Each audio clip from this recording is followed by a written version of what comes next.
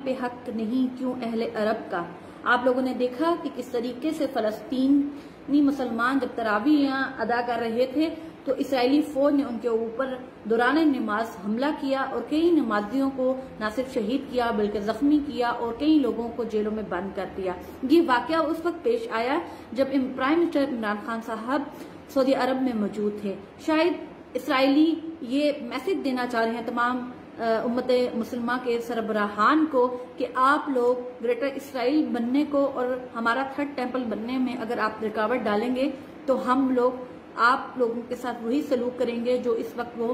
पूरी दुनिया में आप देख लें कि पूरी दुनिया देख रही है इस वक्त कि वो किस तरह फलस्तीनी मुसलमानों के साथ जुल्म सितम कर रहे हैं। लेकिन तादाद में इतना कम होने के बावजूद भी फलस्तीनी मुसलमानों के जज्बे को मेरा सलाम है कि इतने लोग शहीद हुए, जख्मी हुए, जेलों में गए। लेकिन आज अगर आप देखें कि एक वीडियो क्लिप दोबारा वायरल हुआ कि जिसमें वो बैतुल मुकद्दस के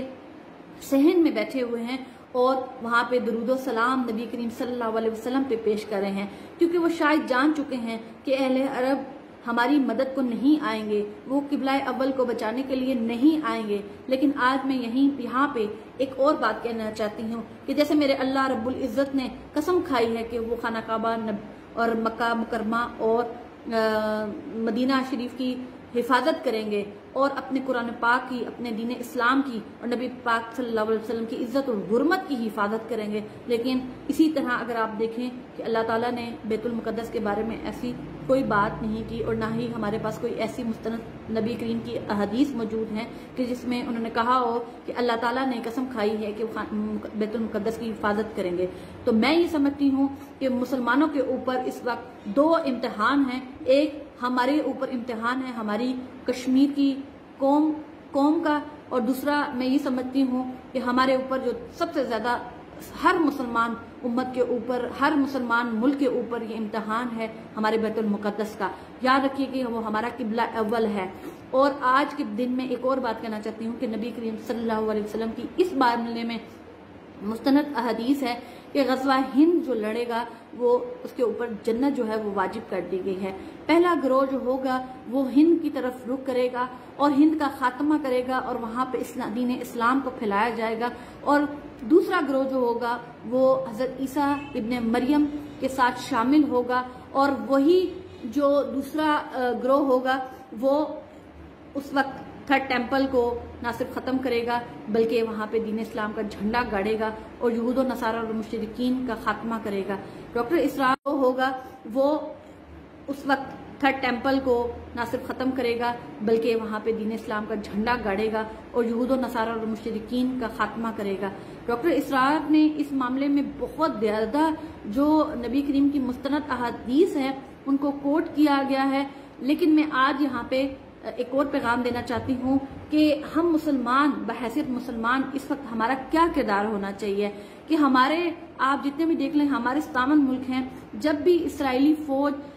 मुसलमानों पे जुल्म करती है हमारी तरफ से सिर्फ और सिर्फ 2 या 3 मजम्मती स्टेटमेंट चले जाते हैं, लेकिन इसके अलावा हम लोग कुछ भी नहीं करते। मैं आप तमाम लोगों से कहना चाहती हूँ कि अमलन आप लोग दिल से बुरा कहें, जुबान से बुरा कहें और याद रखिएगा वक्त आने पे अल्लाह ताला आपसे ये काम जरूर लेगा और उसकी तैयारी करें।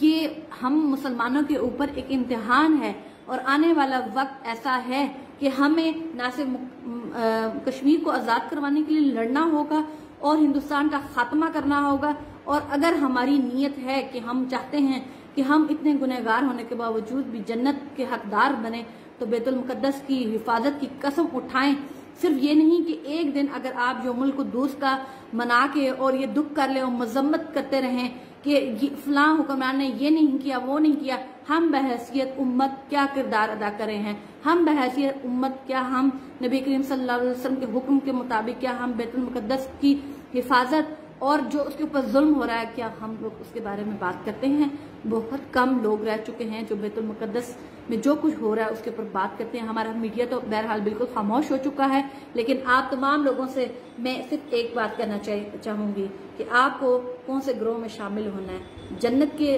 ग्रोह में जो गज़वा हिंद लड़ेगा और हजरत ईसा इब्ने मरियम के साथ शामिल होकर जन्नत का वारिस बनेगा। तो आए आज मिलके हम सब के सब बैतुल मुकद्दस की हिफाजत की कसम उठाते हैं, क्योंकि इस वक्त जो फ़लस्तीन में मौजूद मुसलमान हैं वो तादाद में कम है, लेकिन याद रखिएगा वहाँ पे एक छोटा सा बच्चा जिसके हाथ में पत्थर उठाया था वो कहता था कि मेरे फ़लस्तीन यानी कि बैतुल मुकद्दस का तुम कुछ नहीं कर सकते, क्योंकि मेरे मुल्क पाकिस्तान के पास एक एटम बम है जो तुम्हें उड़ा के रख देगा। आए